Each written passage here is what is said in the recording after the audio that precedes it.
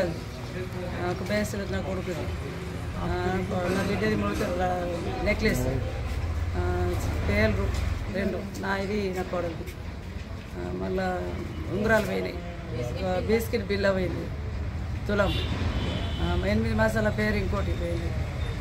25,000 రూపాయలు 25,000 బ్రేస్లెట్ తులన్నర అయిన కోడలు వచ్చేవరకు ఈరోజు సోమవారం నడిపోతే 5వ తారీఖు నడిపోయినా 5వ తారీఖు నుంచి ఈరోజు వచ్చి